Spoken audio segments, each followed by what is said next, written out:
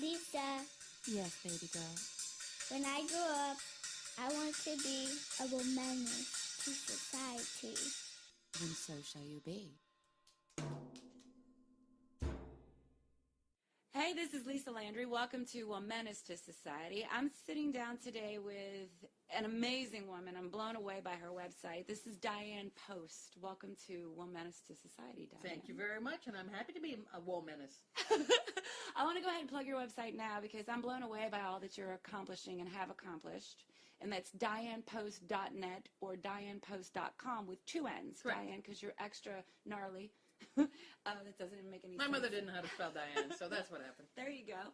And I really am intrigued by all you've accomplished. Can you just go ahead and can you break it down even to a short paragraph to get us started? Because there's a body of information about you. Well, sure. Well, I graduated from college with a bachelor's in corrections, and I became my first professional job after college was a parole officer. So I'm 22 years old, and I'm a parole officer for kids that are 21 and under. Oh, my gosh. That was quite interesting because I was still smoking marijuana myself, and I'm supposed to police kids who are doing this, right? So this was in California. So I did that for a while, and then I said, well, I really need to know what's wrong with these kids in order to help them. Yeah. Right? So I go get my master's degree in psychology and figure out what's wrong with them. I should have known. I mean, I was one of them, so I should have known that I didn't need to do that. But anyway, I went and I got my master's degree in psychology then at San Jose State in California. That was really a bad choice for me. I'm not a counselor type person at all. Yeah.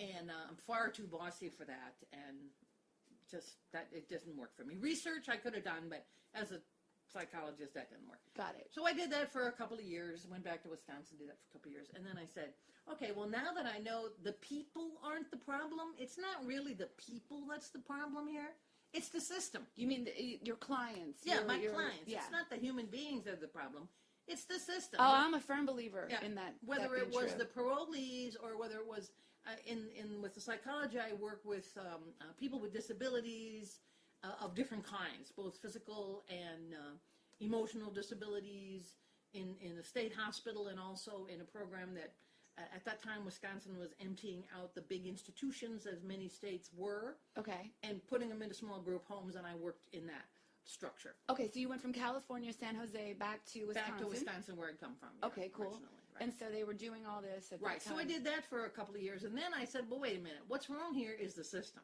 Not the people at all, it's the system. Right. So what do you do about that? You go to law school.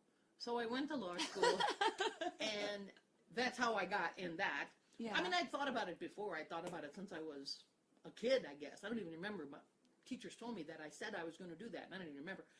But at any rate, so then I went to law school, and then I've been doing that ever since. It was a perfect career for me, absolutely perfect for me. Okay, because you can combine what you've learned in psychology training with what you've learned in legal training, and I guess that's your springboard for all the great legal work that you've been doing. Well, I've been an activist since I was born, I think. Actually, my mom told me later, obviously, when I was much older, I was her fourth kid, and she said, after I was born, she looked at me and said, that's the trouble one right there. And she was right. She was absolutely right. I was. And, What kind of trouble did you get into? kindergarten. Somebody moved to town, a poor family moved to town. Mm-hmm. And in a small town where I grew up, 800 people, everybody knows everybody.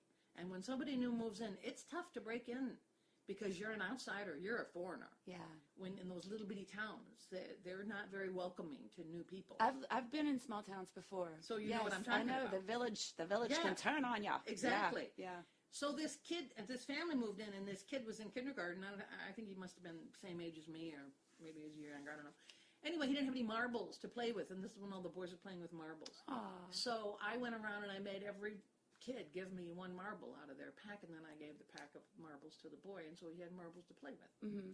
So I think this was my first step into activism. That's lovely. And then in high school, I organized the first sit-down protest in my high school. So you see, I've been at this a very long time.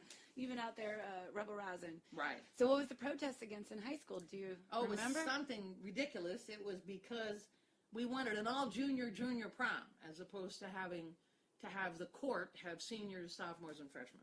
Okay, well that sounds fair. Well, that's what happened, too. Yeah. So you have a good track record. Well, I don't know about that, but I've had some wins and some losses. Let's put it that way. Let's talk about one of your legal wins, because I know that you've been advocating for decades now for some of the most vulnerable people on our planet, which would be women and children.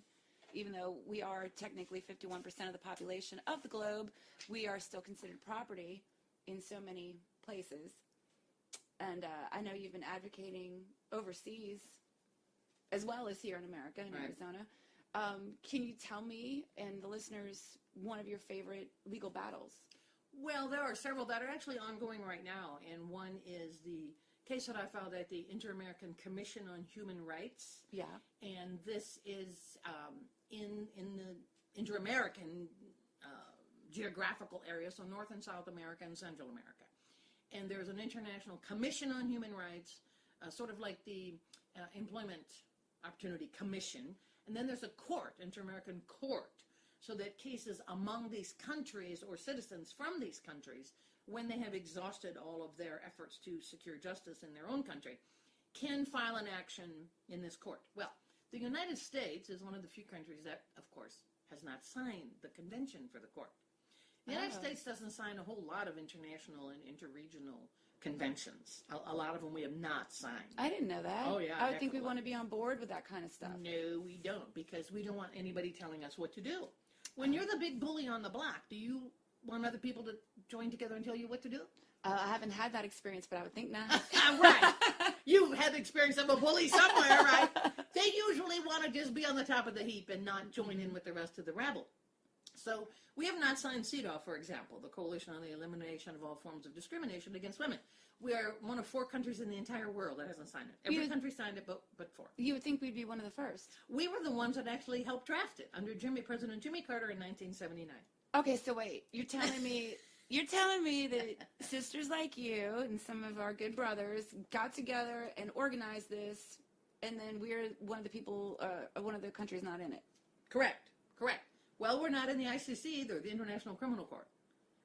Again, we're one of the founders of it, one of the people, the Nuremberg, that came out of Nuremberg. Yeah, I'm familiar with that. Right, and then since then we've had various tribunals, like there's been a tribunal on Yugoslavia, a tribunal on Rwanda, those kinds of things.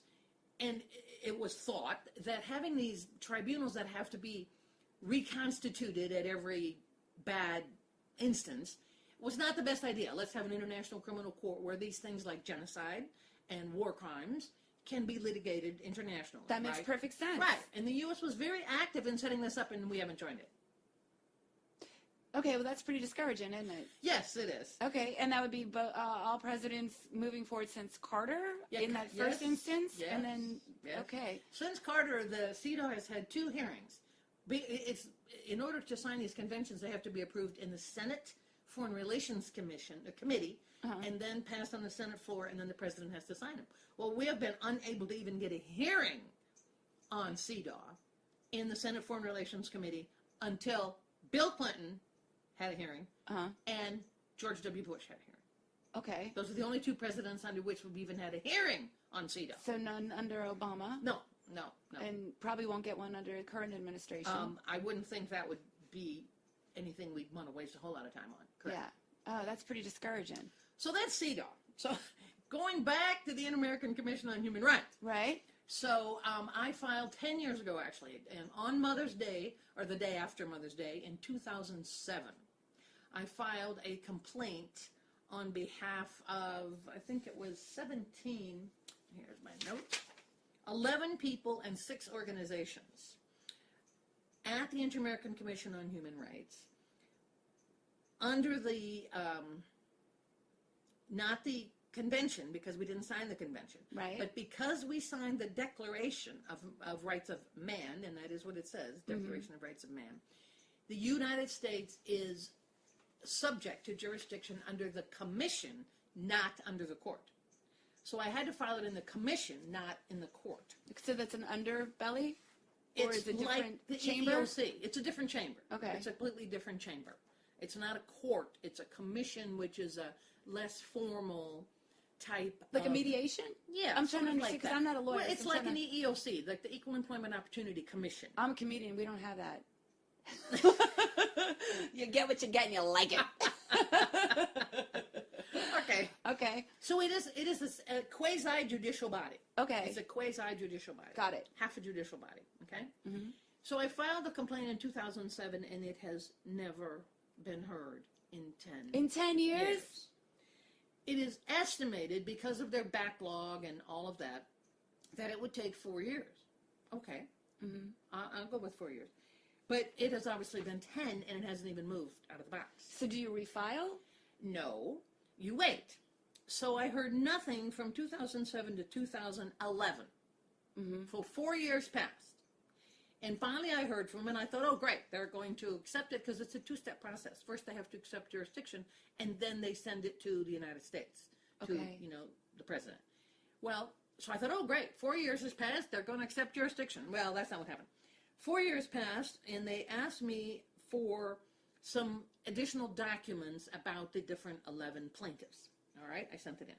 2 years later, 2013, I got another communication from them asking me who specifically were the victims and what were the names of the children. And hadn't you already turned this in?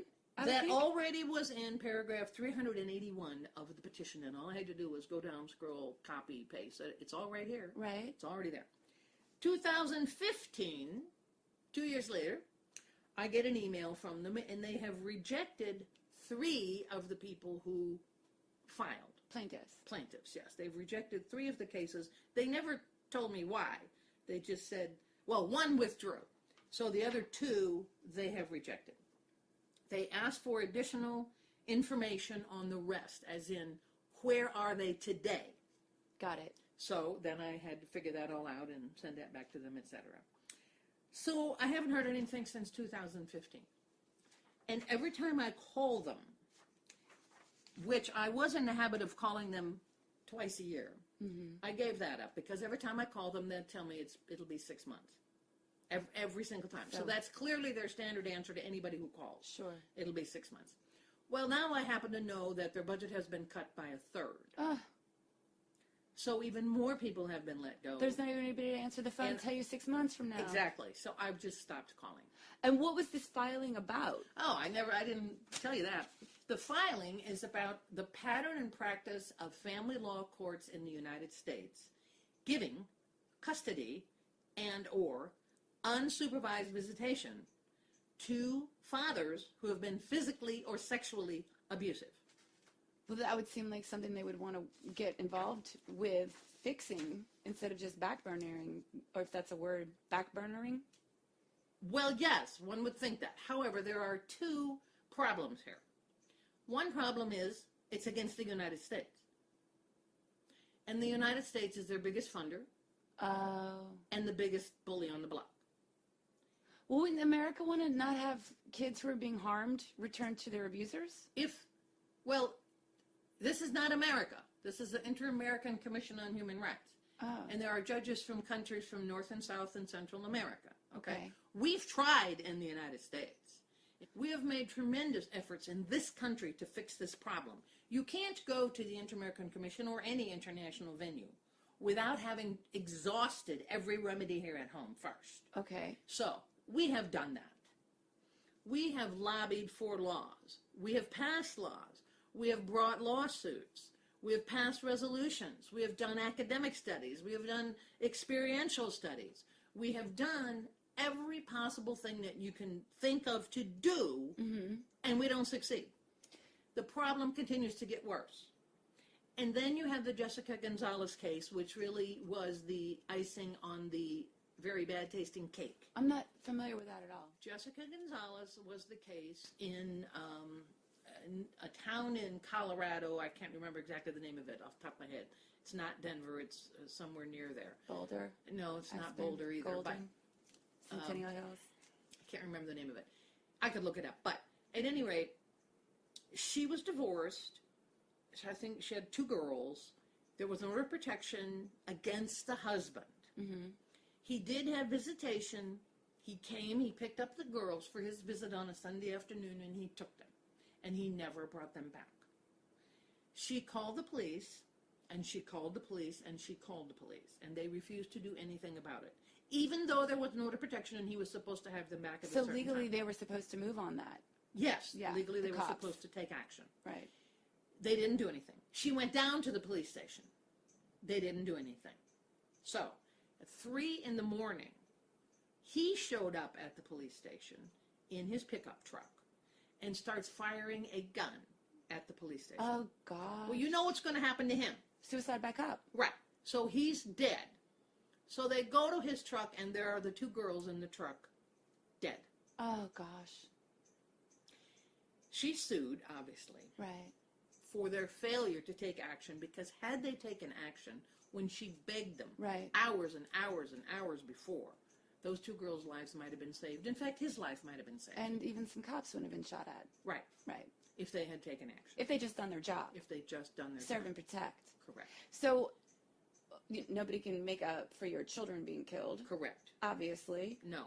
And has anything changed in that department that you're aware of, where their protocol is Well, different now? No. Supposedly their protocol is different now. But what happened with the case was she sued them. She lost at What? the state level.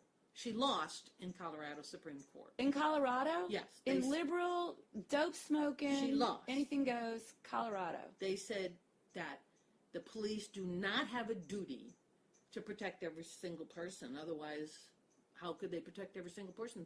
Bad things would never happen then, right? You have to walk around with a cop next to you. Well, So, this is a mother, though, who's come to you telling who you has with an paperwork. order. Paperwork. She has She an has order a court-signed document. This isn't supposed to saying be transpiring. there is a particular risk here. This is not Yeah. just your generic, Woman having a freak out. woman having a freak out, right? So she lost. So she appealed the case to the United States Supreme Court. Mm-hmm. She lost. Huh? Lost. Whoa. And they said the police don't have a duty to protect you. Wow. Even when you have an order of protection, they don't have a duty to protect you. I don't think most people know anything of that About nature. this. No, I I'm had sure no they don't. idea. I think people think police aren't they supposed to protect you? Isn't that their job? Not according to the United States Supreme Court. So she then took her case to the Inter-American Commission on Human Rights. Okay. Now, she had a lot of institutional backup, which I did not have when I brought this, and still don't have. She had a lot of law schools, big-name law schools, big-name human rights clinics, big-name lawyers. Trying to do the right thing. Trying to do the right thing, and this case went to the Inter-American Commission on Human Rights. They actually held a hearing in Washington, D.C. That's progress. That's progress, and they had people come and testify. Mm-hmm. They found for her Mm-hmm. that the United States had breached its duty to protect vulnerable, battered women and abused children. Mm-hmm. So they actually found for her, and they told the United States, which is what they do, this is what you need to do to fix this problem. Uh-huh. And the United States has done 0 of those things. Okay? How long ago was that? You probably told me the year, but I'm amazed by what you're telling me, so I forget. The case was maybe decided 3 or 4 years ago. Wow. So that was under Obama, too. Yeah, it was. It was under Obama. Wow. So that's the IACHR, the Inter-American Commission on Human Rights, has already ruled once that the United States is failing to protect children. Here's another case. Now, my case was filed before her case. Right. But one other problem with my case is that the children are all aged out now. It's been so many years. Yeah. These children are all adults now. Do they still want to be involved, or they just want to walk away from it? Well, the one child who is in here, Yeah. the rest are mothers.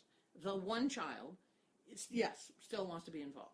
That's great. His 2 sisters, however, were the ones who were being sexually abused. Right. Neither of them do. Well, there's a blemish on you as a victim. Right. Yeah, in the patriarchy, Yeah. because you're not clean anymore, so your family can't sell you for your dowry. So this, Even in America. Even in America. So this case has not moved, although it's similar to that. It doesn't have the high profile of Ms. 2 Gonzalez. dead children. Yeah. 2 Which you baby don't want girls. that, you Well, know? especially the guy shooting at the cops. I mean, that's Right. kind of, you have to report that on the news. Right. Yeah. Right. That's, it's surprising to me.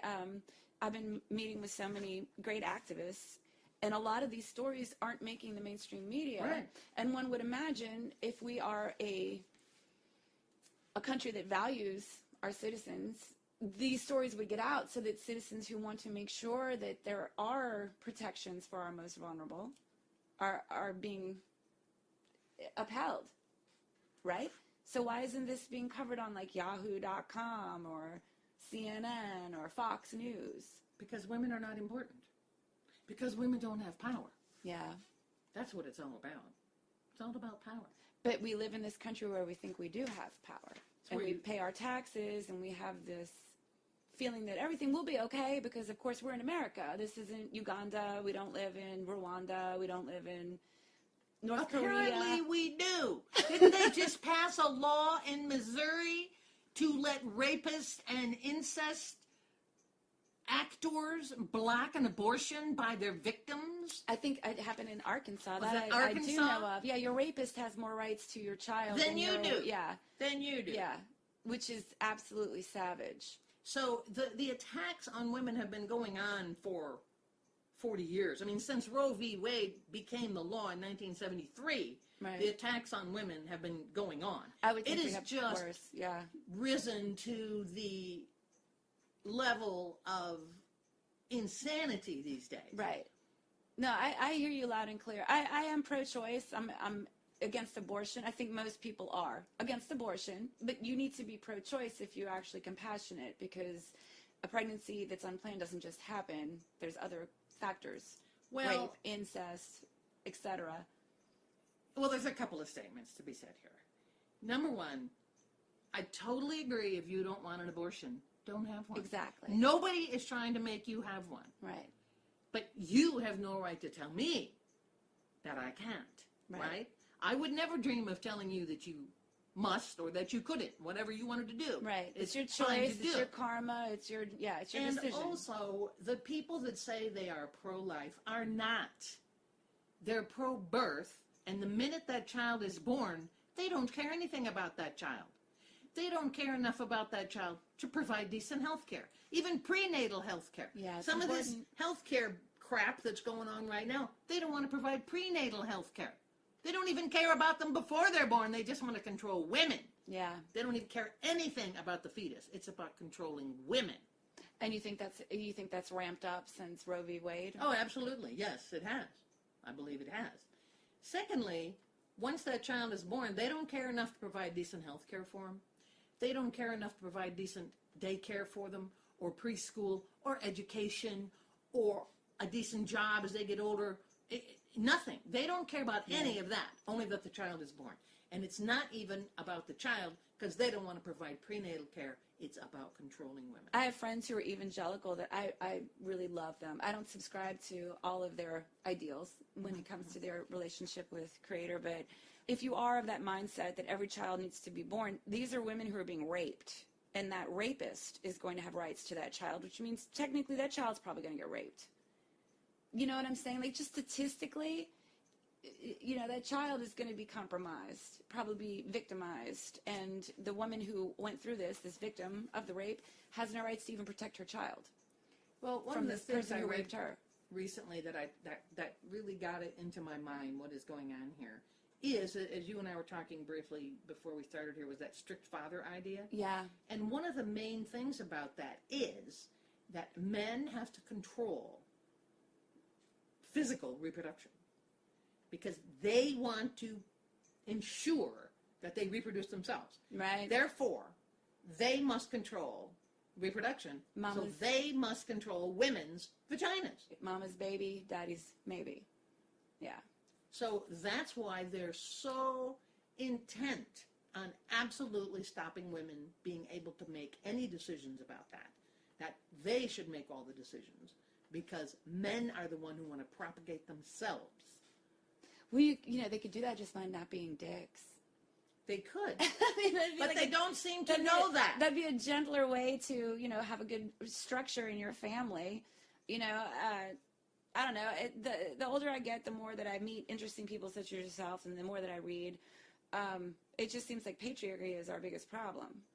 You know, living under this whole idea that daddy gets to be in charge and daddy says so and daddy sets the rules. And especially as women, I find that we're fighting each other over stuff we didn't even create. Like, we haven't put any of these rules onto the books. Correct. None of these laws are in our names. Like, they might be in our names to sell votes, but they're not actually for us.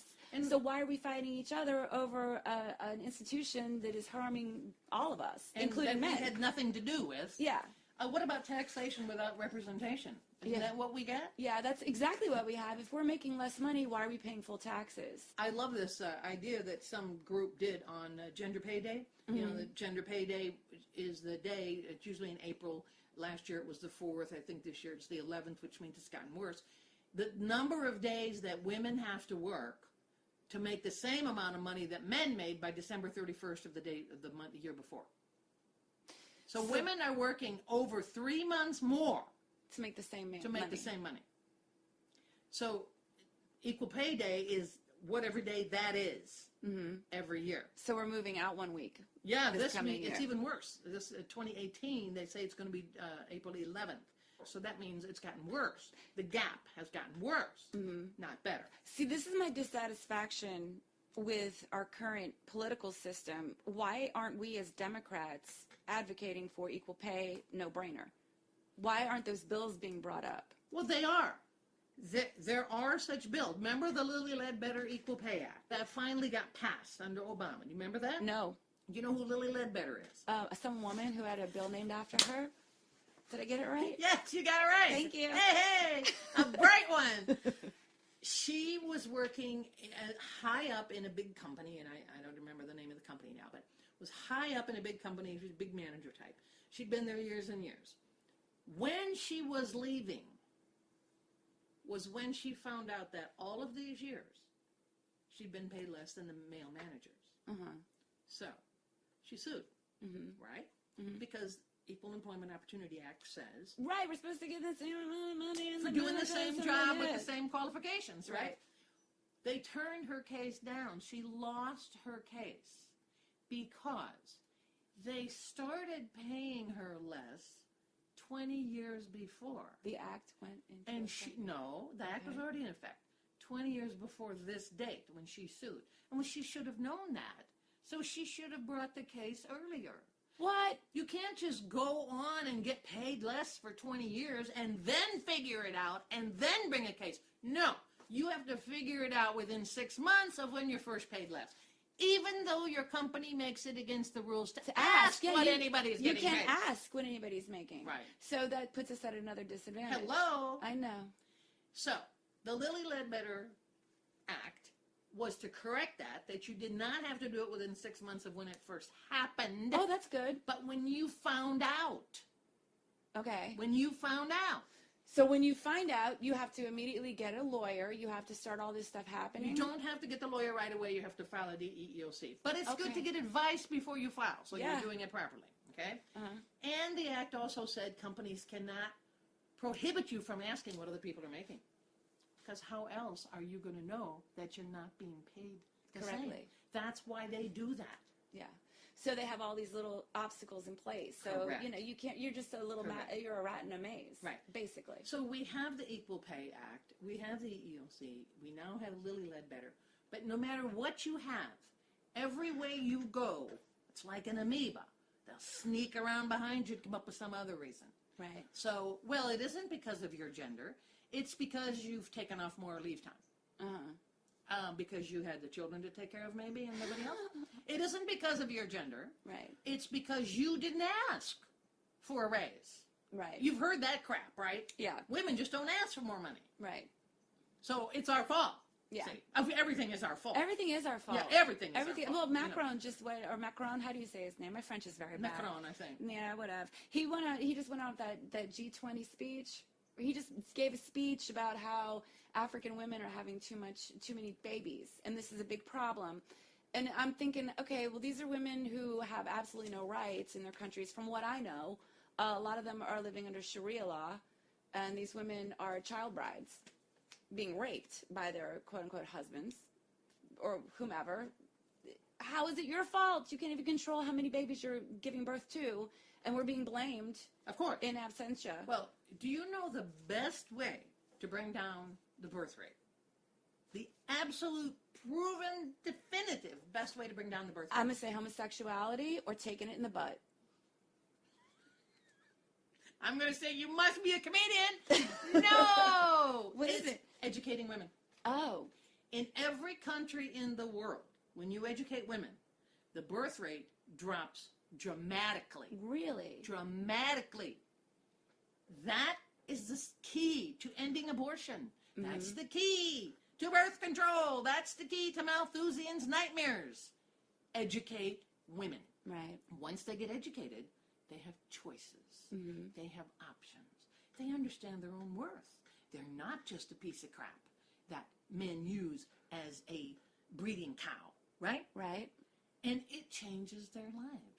And they stop having 6 children because they want 2 that are healthy and educated. And fed. And fed. Yeah. And loved. And loved. Isn't that better? Dianne Post and I sat down for about an hour and a half. And due to our ADD climate, I'm part of that tribe myself, y'all, we're going to post this in 3 different parts. Thank you so much for sharing such knowledge that most of us, quite frankly, probably didn't know. Dianne Post with 2 N's.net. Thanks for listening, y'all. Please go to my website, lisalandry.com, click YouTube, and subscribe to my YouTube channel. You will have first notification of when part 2 and part 3 drop, as well as all of my other podcasts and some new comedy clips. If you sign up for my newsletter, you will also receive a free audio comedy download, lisalandry.com. I love you, Ari. Make sure when you grow up, you're one of the good ones.